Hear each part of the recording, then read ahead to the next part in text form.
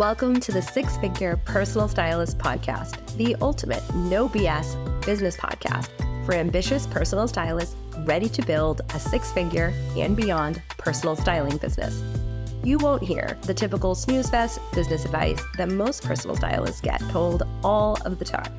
Nope, instead I'll be sharing business building strategies that will help you create a killer personal brand, a cult following of loyal personal styling clients, and make a ton of cash while creating lasting style transformations for your clients. I'm Nicole Achi, your host and a former personal stylist of 14 years who built a lucrative styling business in 3 major cities, but only after spending years trying to crack the six-figure styling business code without burning out. And now I'm here to tell you how to do exactly the same. Let's get into it. Welcome to the Six-Figure Series. This is the first in a 4-part episode designed specifically for personal stylists who have already hit 6 figures and are wondering why it doesn't feel like they thought it would.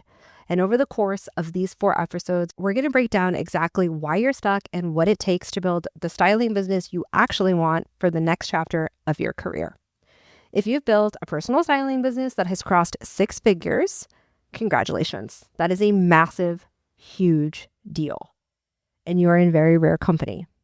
Less than 12% of all personal stylists will ever hit this point based on the data that we have today, which is admittedly not comprehensive. But to put it in perspective, only between 12% and 18% of all women-owned small businesses across every industry hits 6 figures in revenue annually. So $100,000 or more annually in revenue. That's not profit, that's just revenue. And I want you to celebrate this. But if you're at this level, and I can speak from personal experience, you probably don't even realize it, or you realize it and you haven't taken one moment to celebrate it. I did not know I hit 6 figures until I finally hired an accountant and she went in and did my bookkeeping, which there was a reason I needed to hire an accountant. And I was in shock. I was in absolute shock because all I was doing was chasing 6 figures, and yet there it was in front of me and I had no idea.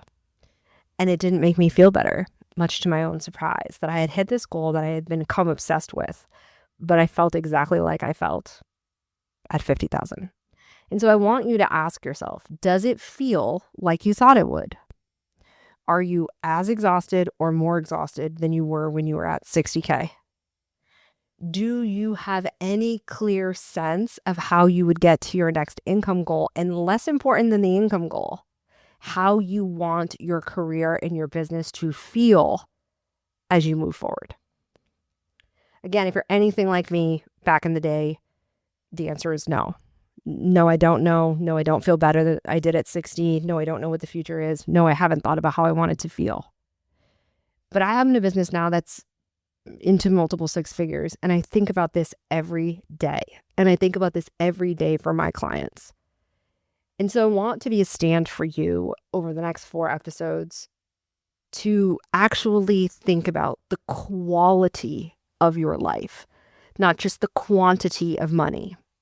And one of the reasons why I'm so obsessed with stylists that are already established is because lots of people will want to make you a stylist, but very few people want to support you in being one because it's less sexy. It's harder. It's more complicated because there are a lot of human beings in the mix. I think that there are a lot of views of the industry that are incredibly outdated and that there just are not a lot of examples of women at 6 figures in any industry, but specifically in this one. And so I want to call you forward because I know you're listening. I know you feel like there are very few people talking to you. I know you feel like you are misunderstood in some rooms that with other business owners who are at 6 figures, multiple 6 figures, maybe close to $1 million. You can get their thoughts and their advice, but sometimes it doesn't exactly translate. And I know that you feel like there just aren't a lot of people talking to you, especially if you've taken on the responsibility of a team. We're going to get into that. I work with lots of stylists, probably the very few in the industry, honestly, that are at multiple 6 figures. They have teams, they have scaled, and they often feel the exact same way at $250,000, $300,000 that they felt at 100, at 40K. And there's a reason for that. And we're going to talk about that in the coming weeks. And if you are not at six figures, here's what I want you to know. We spend a lot of time romanticizing this goal.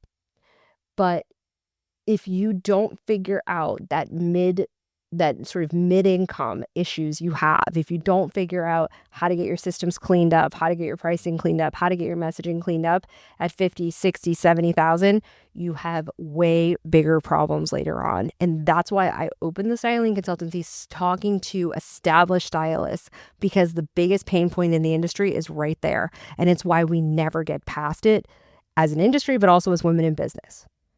And it's not that I want you to romanticize $100,000 or $200,000 and think that all your problems go away, because that's not true. But that's the point where you're not usually taking home that much money, obviously.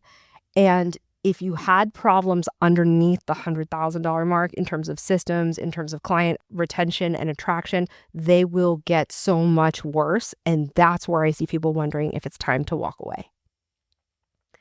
Because if you're anything like me, you built a six-figure business, for those of you that are there, using hustle, maybe your network, maybe scrappy systems. Maybe you have, some notes over here on your phone and a Google Doc over here, and you had some forms over here. You were doing client intake and then Jot form, and then you decided to try out something else, and you don't even remember all the subscriptions that you have to keep this thing going. And you're just focusing on signing another client and another client. And you keep saying, I will get to that other stuff one day. But now you're trying to build, a $300,000 or $500,000 business, and you're using the same playbook and it doesn't work. And the cost of that is usually to your physical and your mental health. Below this mark, you will have some hits to your confidence. Above this mark, you will have serious consequences to your relationship and to your own physical health, in my own experience. So we're going to talk about some places that my clients at six figures get stuck and what they've needed to change to get to their next income goal. But most importantly, what they've needed to do to step into the next version of themselves so that they can hold the level of income and impact that they are headed for. A very common thing that happens, I think, to all of us is that we hit a certain milestone and we are happy. And then we got to get back to work because we're doing all the things. And you kind of think to yourself, great, I did it. I guess I'll just keep doing more of the same in order to grow. Even if we never stop to ask ourselves if we're enjoying the process as we've got to our goal. But the truth is that usually just means way more exhaustion, way more overwhelm, and way more of this experience of, yes, maybe you have repeat clients, maybe you do have people that reach out to you without you needing to proactively hustle in your marketing, though most of the people I work with at multiple six figures are marketing every day. But you kind of don't feel excited about a lot of the clients that you're working with. You're just grateful for having the income, you'll do it, but you're not like lit up. What you kind of don't even realize is that doing more of the same, yes, it got you here, but you can kind of get away with having messy systems. Maybe your marketing isn't totally on point, but it does the job. And maybe you are used to saying, when everything slows down, I will stop hustling and I'll, get my act together.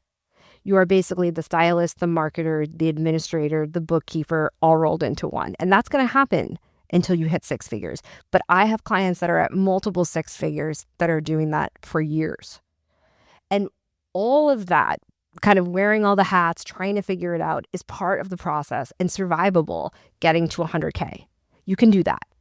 But it is not survivable, and it is definitely not scalable at 300,000 or $500,000, or I have a client going for $1 million. There's just no possible way that could happen. And so what often happens is you're going so fast and you're so in it every day that it's hard to see what you need to get where you want to go next. And whether it's taking on fewer clients and earning more, whether it's hiring a team, which I help my clients do all the time, whether it's training that team, which is another thing that I do, whether it's delving into thought leadership and really stepping it up in your messaging, whether it's starting a product line or teaching a new program, you need a new roadmap. And that's exactly what we're going to discuss in this series. So the first shift we're going to talk about is an identity upgrade.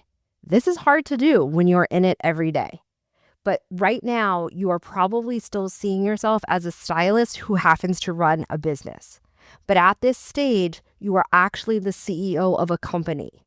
You have a lot of influence, more than you might realize, and many, many, many of my clients are too tired to even stop and see what they built for themselves, or they're afraid that if they slow down, everything that they built will fall apart. The difference between where you are now and the way your mentality is at six figures or multiple six figures and where we need you to go is this. Most people that are in hustle mode at six figures or multiple six figures are still thinking like this. How can I get more clients? What do I have to do today? Who do I have to get back to? What is on my schedule that other people have basically put there in the sense of like client work? When you're a stylist who's a creative CEO, the kinds of questions you ask are, what kind of a business am I building? Who do I need on my team? What is the long-term positioning that's going to keep my pipeline full without me hustling 24/7? Because I shouldn't need to hustle anymore for the level of expertise that I have. And this is where a lot of stylists stay stuck and they never transition their mindset. I have to regularly coach my clients at $500,000 to be a creative CEO. And I have to be coached to be a creative CEO. I have to hire people to help me stay in that. Because when you have grown up with scarcity and when you have been in an industry that has not been properly recognized and properly codified so that there are actually standards, which there are not, you have a lot of doubt. You have a lot of imposter syndrome, and you are used to, on a nervous system level, going really hard all the time to survive. That is your norm. So your brain is not going to naturally go to, how do I get more help? How do I hire people? That's why I did the episode on shame and on, making sure that we're thinking about, where am I in shame? Where am I in pride? How am I shutting down if I don't even realize it by acting like I need to do it all myself? Because at some point, you doing it all yourself is going to have a serious impact on the reputation you've created, because you cannot do this alone. That's not how these businesses were meant to be created, but no one ever told us that because no one really thought it out to the end. The industry isn't that old. And it's something that I'm really becoming very clear on as I grow this business and make a name for myself in the industry in this role. And maybe you keep telling yourself things like, you've been lucky or you just want a small business. But the truth is you are actually already running something much bigger, but your mind and your identity hasn't caught up. You are pretending like if you carry a team of, part-time people helping you, you're going to be poor, or like there's no way to make this work because too many people will rely on you. But what's all that's happening is you just haven't built your capacity for that. You don't really get how the business won't actually allow it. And so maybe you make your plans a little bit smaller, or maybe you keep putting it off. That's where I got stuck. It really took me investing in a 30K mastermind to get out of this place and to be around people making so much more money than me, to open my eyes and to really figure out that I had to stop acting like my entire, identity hinged on booking 2K or 3K packages here and there, when I was absolutely capable and often was selling $20,000, $30,000, $40,000 retainers. Like I would book them and then immediately become obsessed with the $2,500 offer, because it was really uncomfortable. I hadn't grown my capacity. Now, that's like nothing to me. I regularly have $20,000, $25,000 weeks. And I don't bat an eyelash. And I'm not saying that to brag. I'm saying that because I couldn't have even imagined that. And I used to think that having even the small team that I have now would have been this crazy burden to me. And it's not. It's the greatest joy of my life that I have these other women supporting me. And it is honestly one of the coolest things ever to be able to create your own economy and earn enough money to have other women earn money and to support them and to grow their businesses. It's something I had no access to because I was so afraid of how I would let everybody down. And that's what I mean about growing your identity. You have to upgrade it. It doesn't necessarily mean hiring people, but it might mean charging more or like speaking more or doing less one-to-one clients. I don't know what that looks like for you. But if you keep defaulting to stylist-for-hire decisions, you are pushing away your next level self and your next level goals more than you even know. And you don't have to see the whole staircase in order to commit to your next level. You just have to take one step at a time because the opportunities will show up. They will. And you can't even imagine how you're going to get there, where you want to go. And your job isn't to know how to get there. Your job is to show up and be available for the opportunities that come because you are ready. And this is the difference between somebody who's acting like a creative CEO and someone that keeps defaulting back to, let me just get another client, let me just get another client. And they're staying in survival mode. All right, let's talk about systems, the least sexy thing in the world.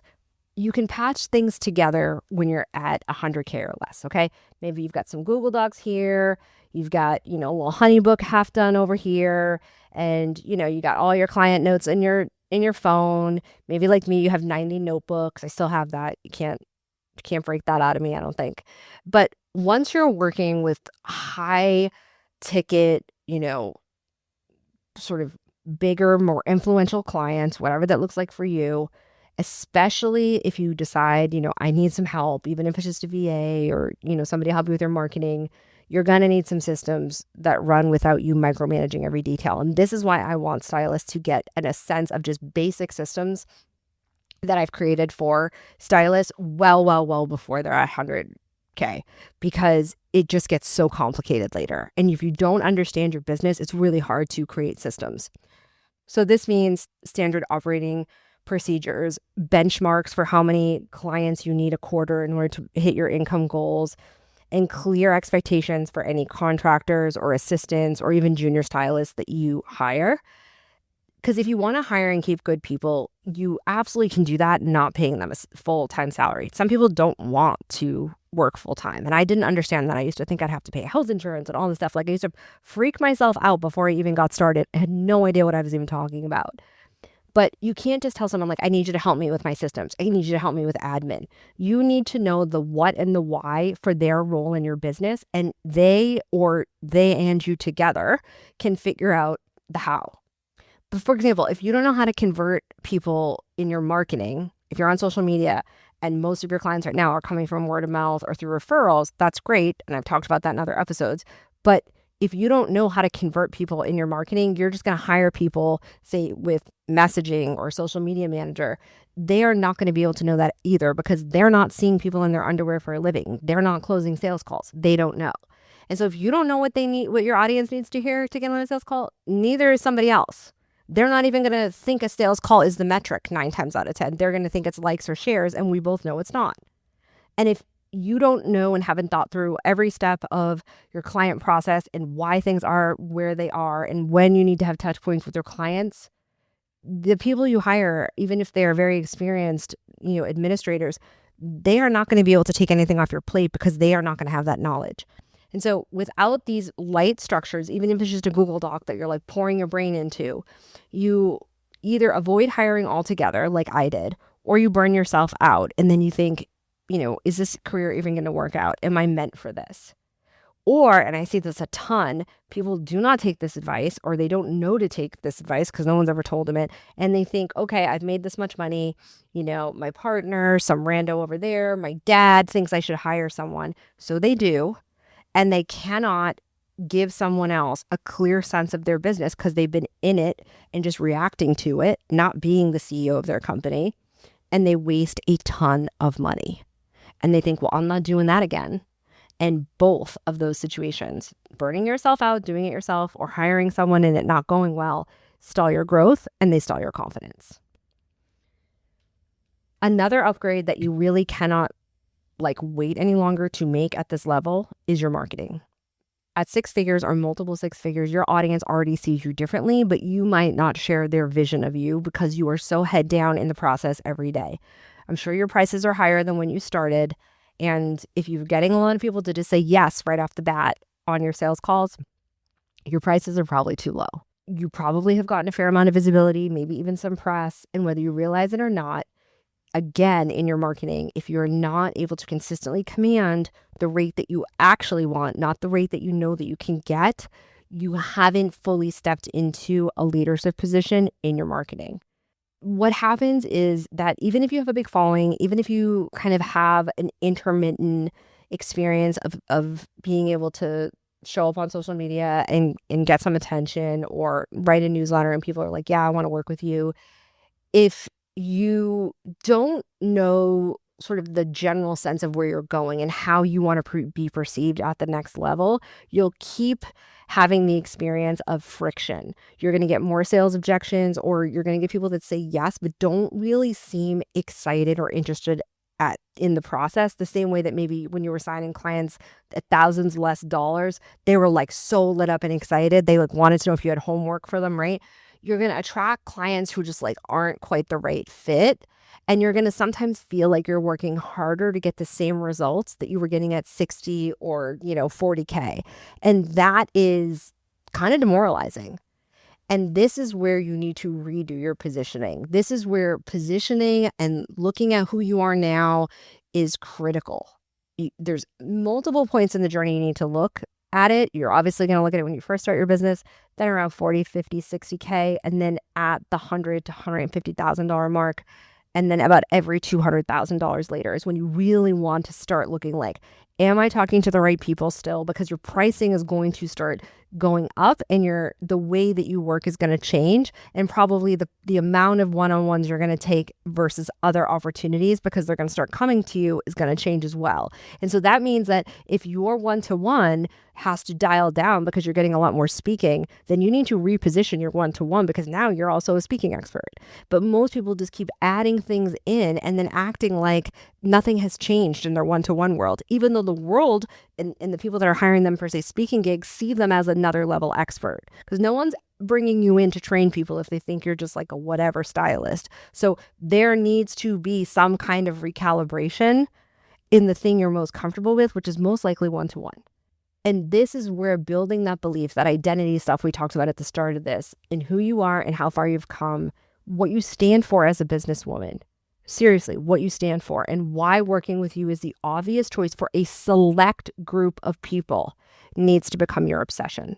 At this stage of your career, if you want to create a new chapter for yourself, for real, you are not just marketing anymore. You are ready to step into thought leadership, and you have to start thinking about what makes you unique and leaning into that. I have an entire episode about that. I'll link it in the show notes. It is by far one of my most popular episodes, and it is probably the thing I have helped the most stylists see, and what has changed their career is their own unique voice and turning that into an asset in their business, because that is what gives you opportunities that do not burn you out.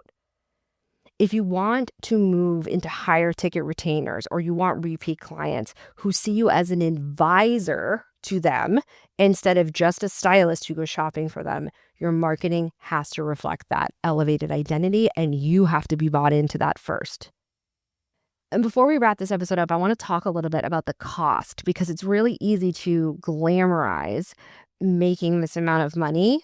But the biggest thing I see at this stage with stylists is, again, that like shame or that pride starts to kick in that I talked about in an earlier episode.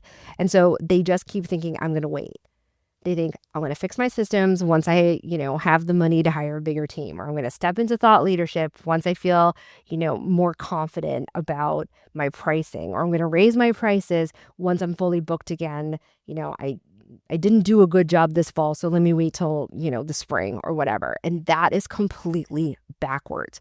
The longer you wait, especially to upgrade your identity, your systems, your marketing, the more stuck you're going to feel. You'll be working twice as hard for the same results, even though you are seen as a bigger expert. And while opportunities are going to clients like I have that are getting paid, $10,000 for speaking gigs, they're getting corporate contracts to consult for fashion tech startups, getting dream retainer clients who gladly paying them $30,000 to work with them for 6 months or a year. They're going to go to the stylists who have positioned themselves as leaders in the industry, even if you have more experience. You have to value yourself first, just like you tell your clients to value themselves when they invest in your services. because you don't get confident and then upgrade your experience. You upgrade and then the confidence comes. That's literally how this works. And if you're not at six figures yet, I'm going to say it again. You upgrade your identity and your systems and your marketing, and then the confidence comes. It doesn't come when the money is in the bank, because I'm already talking to people at multiple six figures and they're still thinking there's going to be a someday when this will all click. That's not how it works. It's identity first, action second, confidence third. So if you're at six figures and you're starting to feel these cracks, maybe your systems are chaos and you feel some shame about it. I know that was a huge issue for me and is still one I have to watch all the time as I get help as my business grows. Maybe your marketing feels stale, or you know that you're attracting clients, not marketing, but you don't love the experience you're having with those clients. And maybe you know that you are to some degree still acting like an old version of yourself because it's safe. This is your sign. I am talking to you. I know you. I am you. You don't need another course. You don't need to hire another random person off of Upwork or whatever it is if you don't have your stuff together, because people cannot do the work that is only yours to do, which is understand the what and the why so that they can do the how. You need to step into your creative CEO identity, period. That's something you want help with. I have one more spot left. And so my Creative CEO program, there is a link in the show notes for more information. Let's hop on a call. And the next few episodes, I'm going to break down what the shift looks like, how your identity needs to change, how your beliefs need to change, how you need to start thinking about the world in general in order to take all of the amazing experiences, some of which you may not even remember that you have had in your career, and get you to the next level. And it's not going to be an overnight thing. Like, you don't go from where you are now to a team of 7 people that you support full time. So just remember, this is a one step at a time process, just like it was to get you where you are, but you have a lot more information about where you're going than you did when you started. And that is the real win at being where you are. Most people never get here. So give yourself credit and then get back to work. I'll talk to you next time.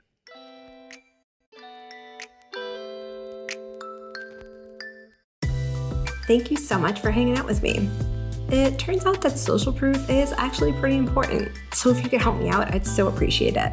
If you just had a quick free moment and could leave me a rating or review on the podcast app, that would be killer. And even better, if you wanted to share this episode on Instagram and tag me, that would totally make my day. And it would bring so much more awareness to the podcast and would help other stylists just like you who are looking to build lucrative styling business, because the better each of us does, the better all of us do. Thanks for hanging out with me, and I'll chat with you next time.